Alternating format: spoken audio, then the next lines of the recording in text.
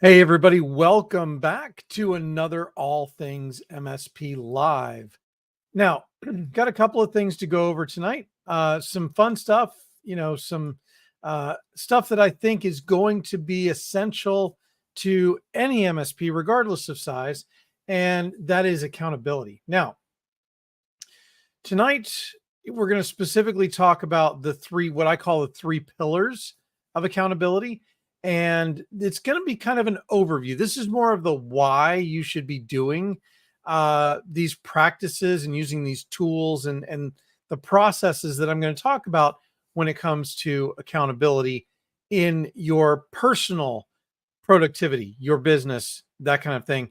And then we'll dive deeper later on into how this affects your team, because that's important as well, right?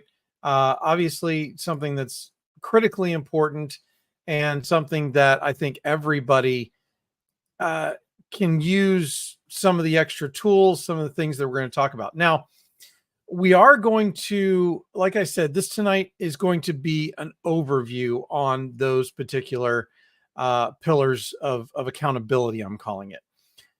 Over the next few weeks, I'm going to dive deeper into each of these individual pillars in more of a workshop style format. In fact, what I'm going to do is I'm actually going to pre-record these. I don't know that they're all going to be live streams because we like to have guests on this show. And so I don't want to interfere with that schedule. But these will be pre-recorded in a workshop style format so that I can up the production quality a little bit and make sure that it is truly the educational content that you guys are looking for.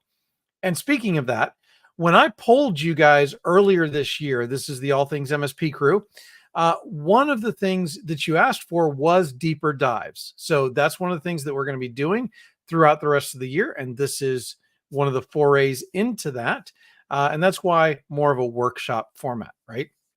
Now, also, in addition to asking for deeper dives, you also asked for topics on operational efficiency.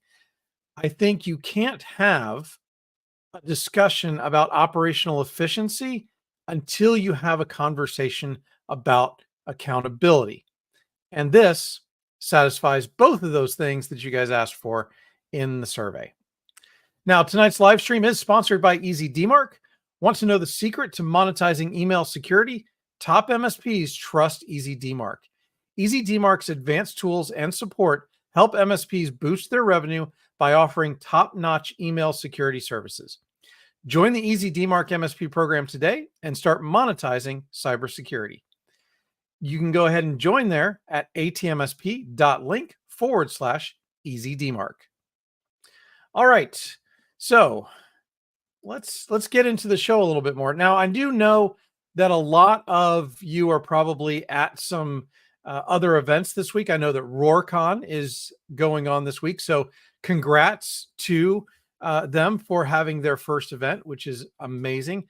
Now, I feel a little bit bad for them because, of course, everybody's been reading all of the stuff that's going on with, especially like Delta Airlines and some of the other airlines that are still seeing the ramifications and feeling the pain from the CrowdStrike incident earlier this week. I just hope it doesn't interfere with RoarCon too much. And I also hope that it doesn't interfere with ChannelCon, which of course is next week, and I will be there. Okay, I'm going to go ahead and check the comments just to see if anybody's there and do a shout out. If you are here and you feel like commenting, please go ahead and let us know that you are here. It does help. But without further ado, I'm going to go ahead and start with the slides, because I do have slides for this, because obviously it's more of a workshop webinar type of episode. So we're going to be talking about accountability in small business. And I had this idea, probably 2 or 3 weeks ago, where I was like, in a large business, and I know a lot of us have probably worked in large businesses before, there's a lot of accountability built in because you have more people, you have managers, you have leaders, you have all these things. But in your typical MSP, you have between 1 and 5 people. And so you typically have one leader. A lot of the accountability obviously falls on them. So, how do you in a small business build this type of accountability? And so I think it's a unique problem to small businesses. I think it's something that every small business can take advantage of. And so that's what we're going to talk about tonight. Again, we're going to talk about it in more of a preview to the workshops that we're going to do on these individual pillars as we get through these different sections and different subjects. Now, we're going to talk about the problem a little bit because I don't think you should ever talk about the solution without giving a little background on the problem, right? Hopefully give you guys some things that you can go, oh, yeah, that's me. So maybe some of these things would apply. So, do you suffer from any of these?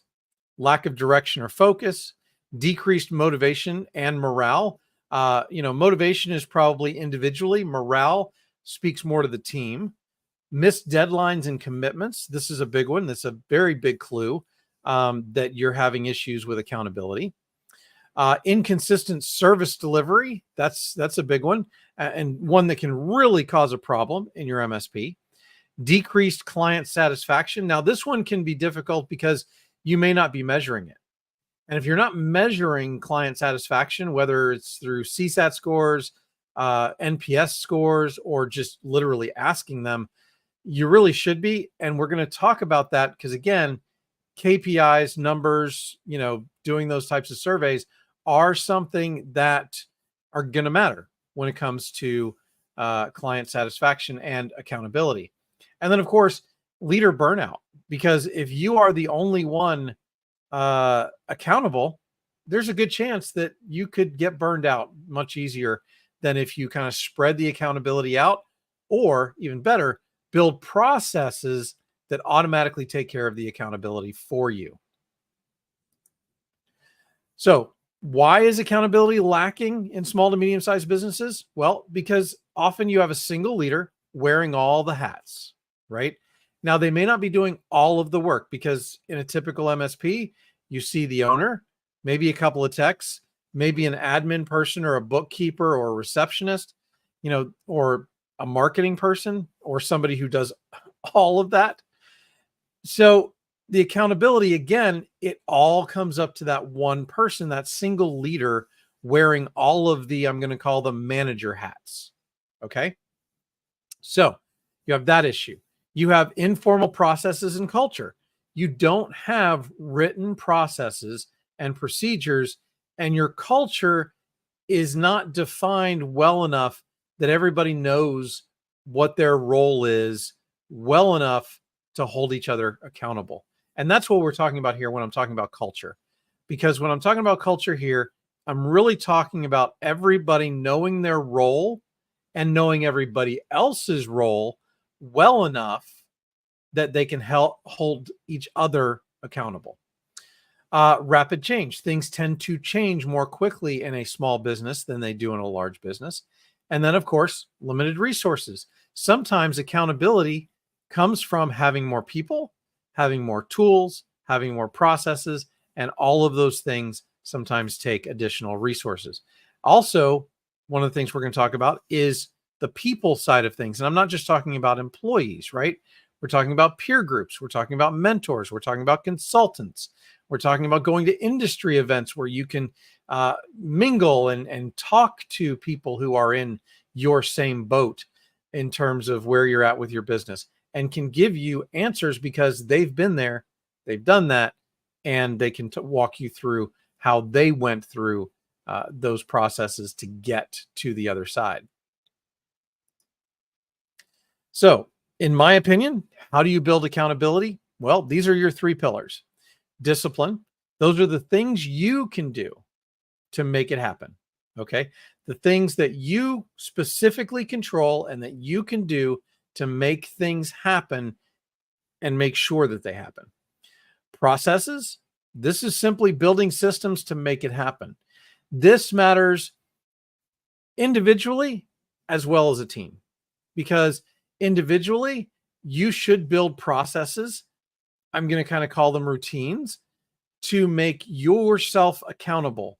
This goes hand in hand with your discipline, but it's a process, it's a system that you build to keep yourself disciplined. Okay. And then lastly, people.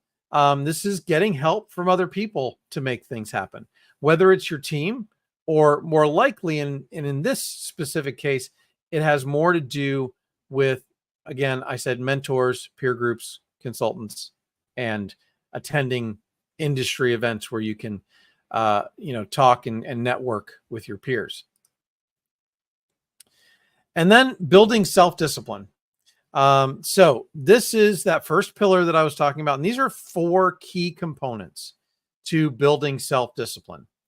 Setting specific goals. And we're going to talk about how to do that in a little bit, just as kind of a teaser to the next session, because building self-discipline, sneak peek, this will be the next session, the workbook or the workshop that we're going to put on in regards to this whole series. Creating routines. These are your individual processes, the things that you build strictly for yourself, right? So that you can do more and hold yourself accountable to making sure that you're doing the right things every day. I do this. My routine, my system for doing this is I have index cards for when I wake up. Okay. For that whole routine, everything that I do from the time I wake up to the time I start working. Then my workday startup, there's a separate index card for that. Tells me all the things that I need to do every day to have a good start to my workday.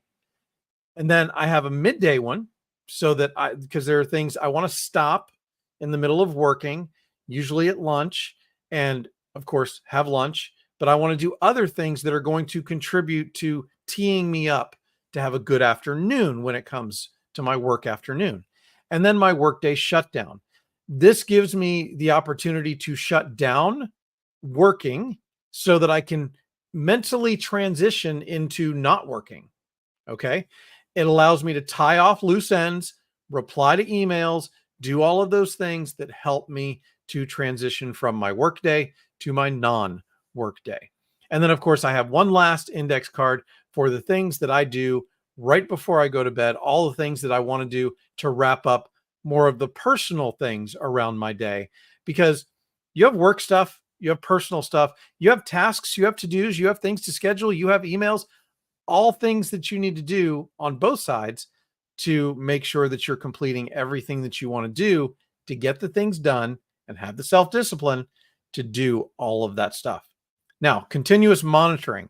You need to continuously monitor how well you're doing with this. Now, I'm actually playing with a brand new system for monitoring my, I would call it productivity and self-discipline. And it comes from the 12-week year. Excellent book, by the way. If you have a chance, listen to it, read it. And they talk about scoring your day. And so I'm playing with different ways to score my day to see how well I do each day at accomplishing, not just accomplishing the tasks, but ending up in the place that I wanted to end up for that day.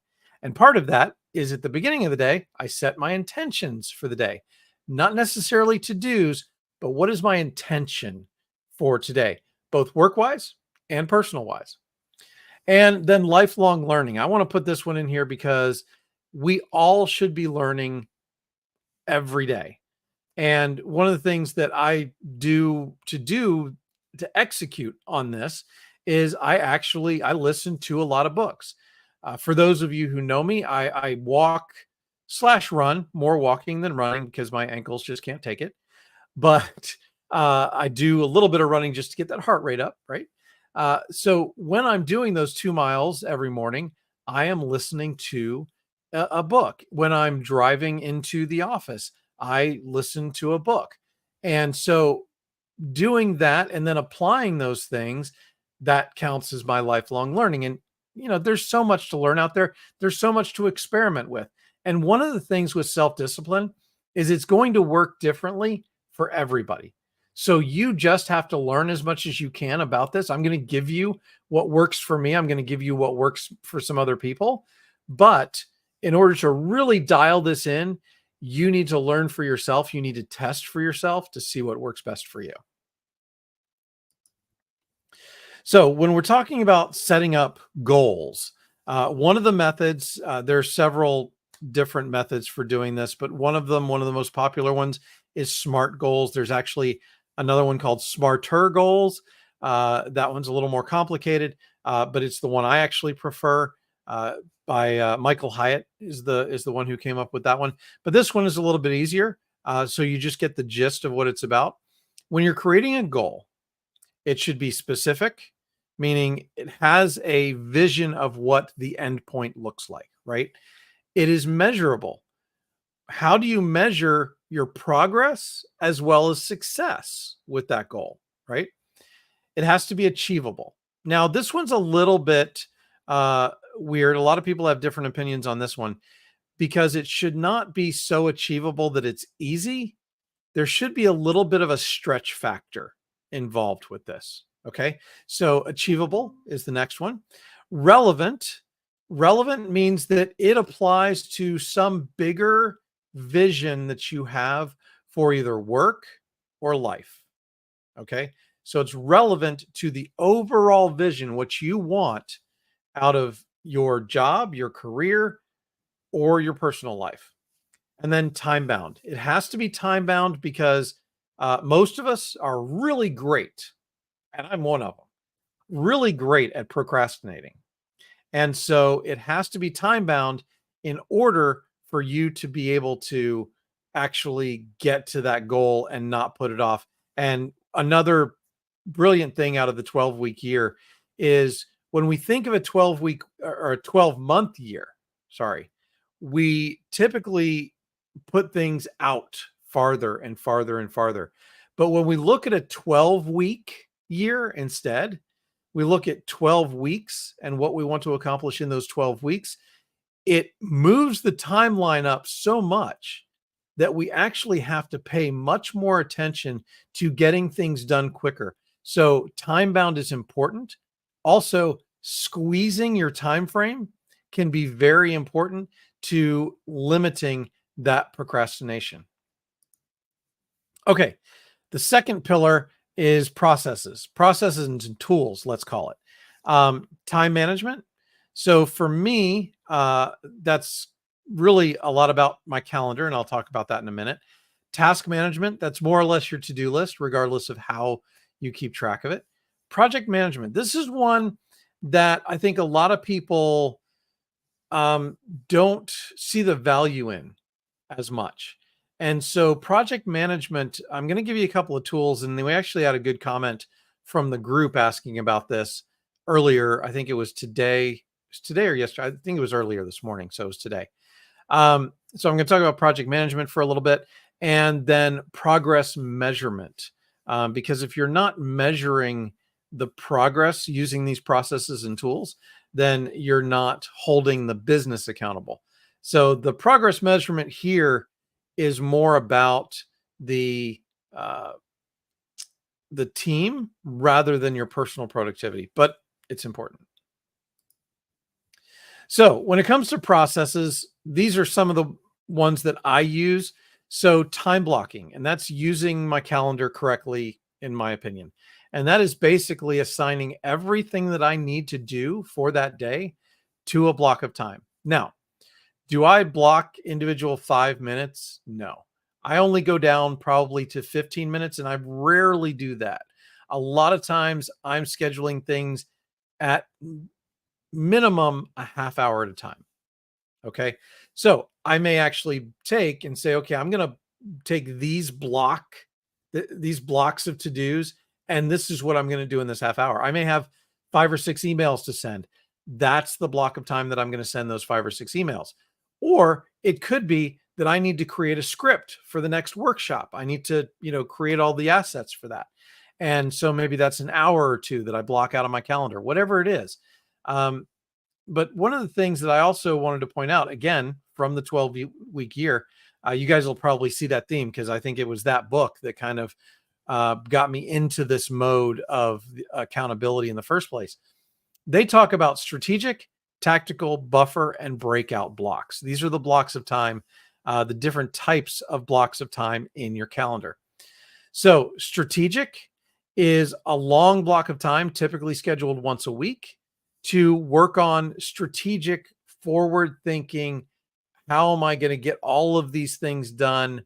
Uh, Bigger view, higher altitude type of work. So you typically do that once a week, preferably near the beginning of the week, probably about 3 hours long. Okay, is what they call for in the book. Tactical, tactical is all those things that you have to get done.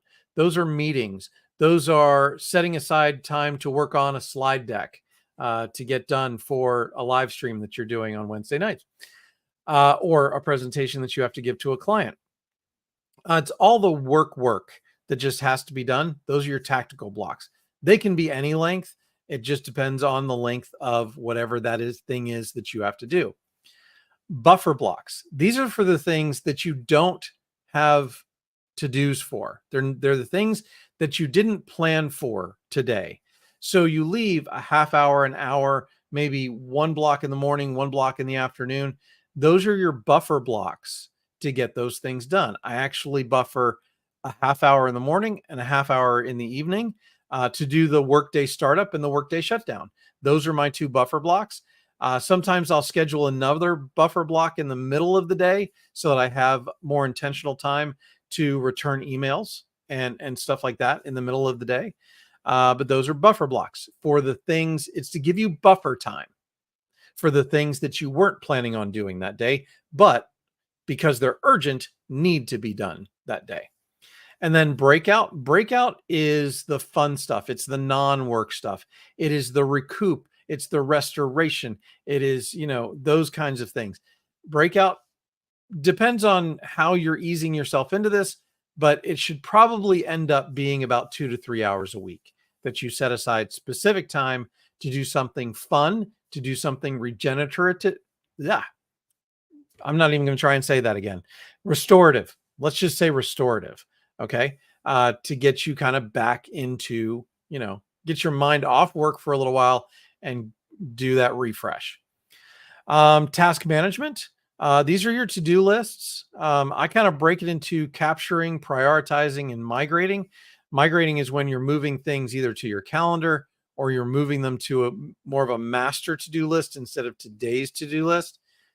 There are lots of apps to do this. You can use the task list, the to-dos that are in Outlook or in Gmail or in Google Calendar. You can use a pad of paper. My personal is, and I've gone back and forth, right? But I think I can tell you for sure what I'm using right now is I'm back on using a bullet journal. Okay. And I'll probably get into the bullet journaling method that I use when we do the workshop. But you can use a digital notebook. You can use an iPad. You can use your phone. The advantage to that one is you always have it with you because it syncs between your phone, your computer, and your iPad if you have one. And so there's a big benefit there. I tried it for a while and I just don't like it as well as pen to paper. I just don't. And there's something about handwriting things that I just remember better. So there's that. So lots of ways to do that. Project management. This is the one where we actually had the comment today. These are for things that are long-term, multi-step. Okay, so that there's more than one step. They're usually stretched out over more than a week. Okay, the project could take a month or so. And there's different things you can use here. You can use project management software. You can use Kanban boards like Trello, which is one of my favorite for, if you just need something simple for doing projects. I don't think you can beat the free version of Trello. It's one of my favorites. Progress management. This is KPIs, dashboards. You have to define them. It's that measurable piece of a SMART goal, right? How do you measure it? How do you monitor the progress? And then, especially if you have teams, I think putting up dashboards in the office are crucial to making sure that everybody knows where you're at for the month and where you need to be. So earlier today, Mike Murphy, who is a frequent contributor to the group, asked, what's the best PM tool, project management tool? We're thinking of going with Monday.com to track our projects, but is there a better one?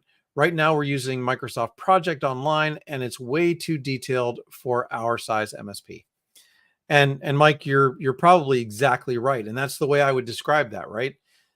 Monday.com is probably squarely in the middle of project management tools. It is simpler than a tool like Microsoft Project, but it is a little more complicated and therefore more feature rich than something like Trello. Trello is just one step above doing Kanban boards on a whiteboard, right? Which you could do. Like if you're a very mechanical person and you want that visual and the handwriting on a whiteboard of doing a Kanban board, hey, it works. Uh, it's probably not going to do for complicated stuff, but it is going to work for other things. So, that's a benefit. So I would say whatever works for you. Some of the PSA platforms actually have some kind of lightweight project management tools inside of those. So if you have a PSA tool, check to see if it has a project management module in it. A lot of times, because it's already integrated, a lot of the information is already there in terms of contact information, in terms of employee resources, in terms of inventory, right? Because a lot of times projects are involving installing, things like switches and computers and routers and all that kind of stuff. So use what makes sense. And Mike, I think probably if you've done your evaluation, Monday.com is probably a good choice for you. If you want something simpler, maybe check out Trello, the free version. A couple of, obviously the advantage there is it's free. And a lot of times for just simple projects, it'll do exactly what you need it to do. And that is organize the project and keep you on task. So, Mike, thanks for that. And what gets measured gets managed. One of my favorite authors on business management is Peter Drucker. If you have not read his stuff, even though it's old, it is very, very accurate and still applies today. And this is one of my favorite quotes from him because it's correct.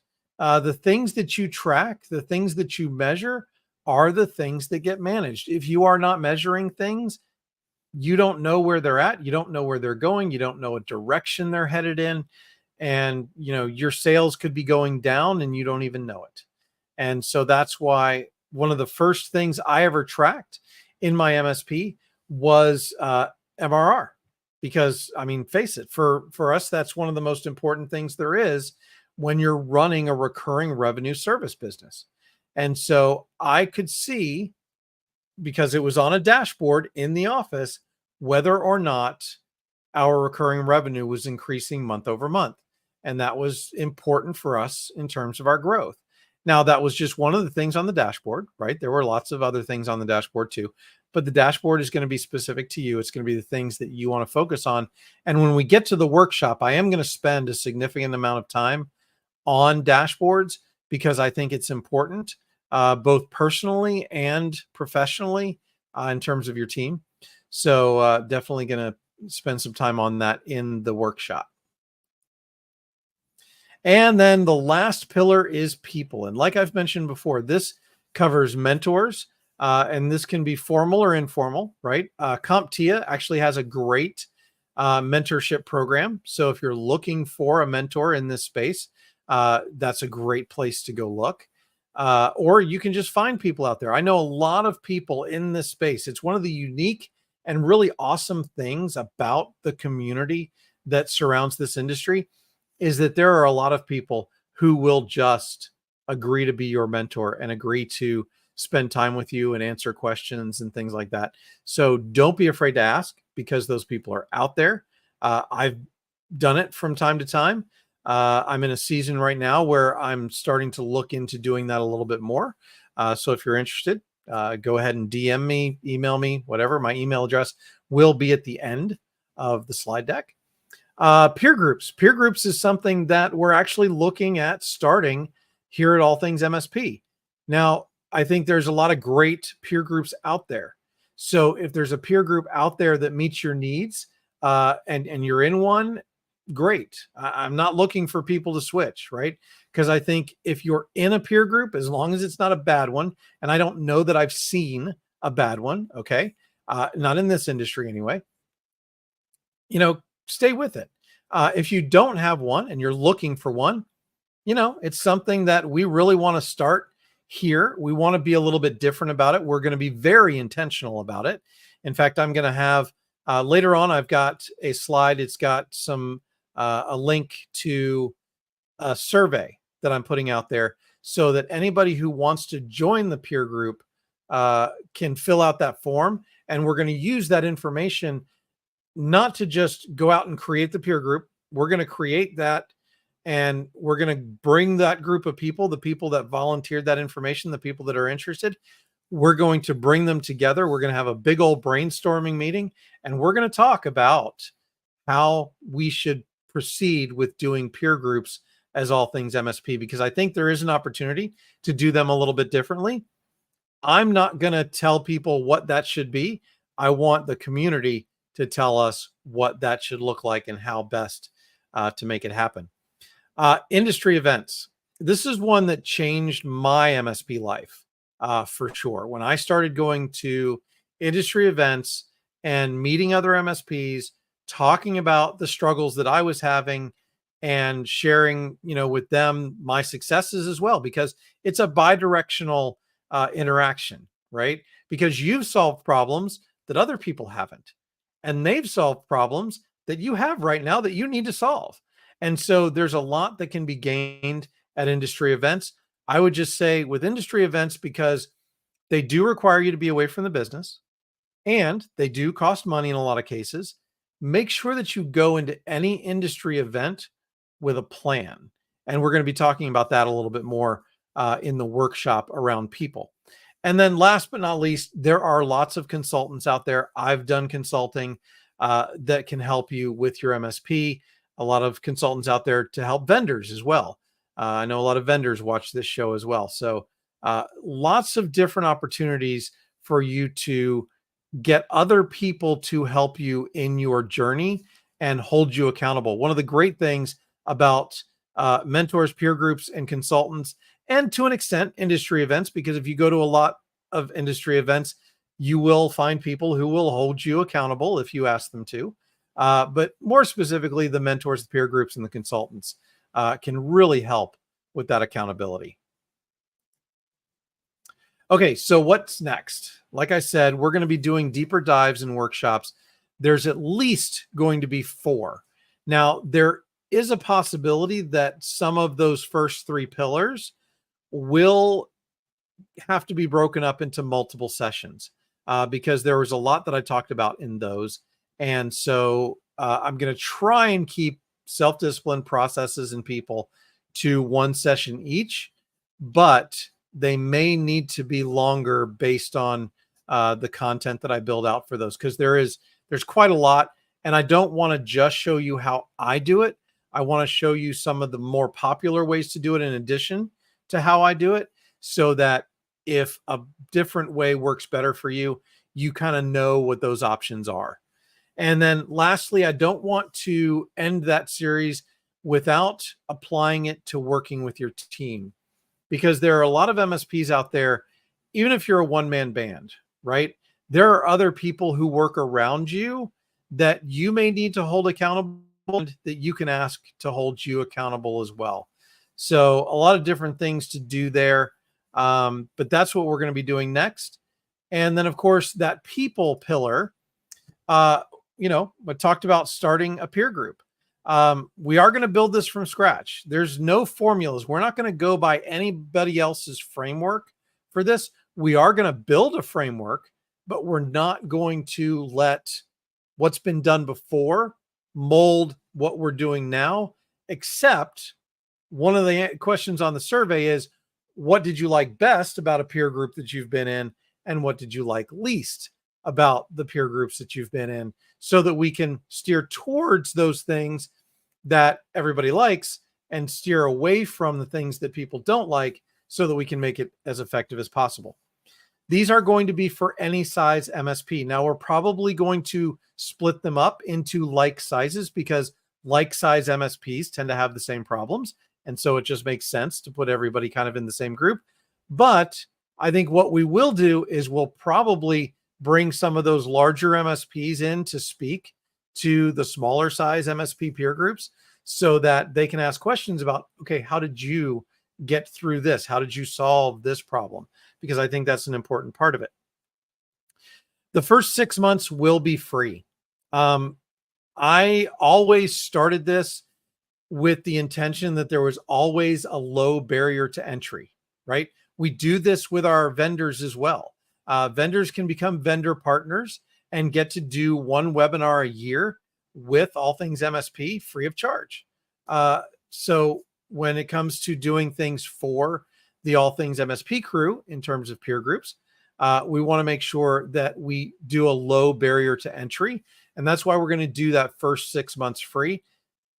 Another reason for doing it is that we're going to be building it, right? So I want to make sure that it has the value and that we can assign the right amount of value to it before we start charging for it. And making it free for the first 6 months allows us to do that and allows everybody to participate. Now, there will be limited availability. There's probably going to be no more than 3 groups. There's probably going to be no more than, I would say, 8 to 10 people in a group to make sure that we can have the right level of accountability and engagement. So if you want to fill out that survey, it is at atmsp.link/peer groups. And I'm also going to drop that into the chat. So let me just move to the other screen here for a second. Go to the comments. Oh, and Justin's been here. Sorry, Justin. I kind of was missing the comments because I was in full screen mode. And yes, Justin, in terms of Monday.com, it does take a lot to get set up, but that's kind of the give and take of any project management platform. ACES Conferences does have a mastermind group. That is true. So especially if you are a Mac consultant or do a lot in terms of the Mac world or ecosystem, go ahead and do that as well. And of course, our very own Justin Escar, of course, host of the All Things MSP podcast, does consulting as well. So here is the peer group survey. I included 2 links, by the way, because the atmsp.link, the link shortener that I use for that, there are situations where there may be firewall rules and whatnot that actually block link shorteners. So hopefully you don't have a problem with the Google link. And hopefully that came out right because it doesn't look like it maybe formatted properly. Trust me, there were carriage returns and line feeds in there. So if it's all on one line, I'm sorry. Copy and paste, do your best. All right. So that is all I had for tonight. It's actually rolling up just about on the amount of time that I wanted to take tonight. If you do have any questions, please go ahead and reach out to me. You can find me pretty much on all the social media platforms. You can find me on LinkedIn. That's probably the best place to DM me. You can email me, Eric at allthingsmsp.com. You can also find me on Facebook.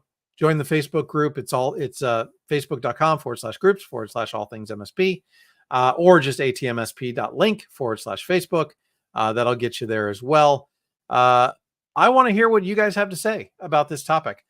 So let me know, because I am going to be building the content for this. I mean, the one I have most of the content built out for the self-discipline piece, because I've done a lot of personal research into kind of the personal self-discipline, personal productivity side of things. So I have a lot of that kind of already done. Plus I have to get that done before next week, because that will be the live stream for next week. Because I think I've mentioned before, I will be at ChannelCon next week. So if you're going to be there, I'll see you. If you're not going to be there, check out the live stream, the workshop that will be next Wednesday at 7 p.m. Eastern time. And like I said, I've got to get that recorded and uploaded all before I leave on Monday to go to ChannelCon. So that's it for tonight's show. Make sure that you tune in to Uncle Marv tonight if he has a show. I forgot to check. Sorry, Marv. But check out Uncle Marv. He's always got a great show, great guests, and we will see you in the next one. Have a great evening.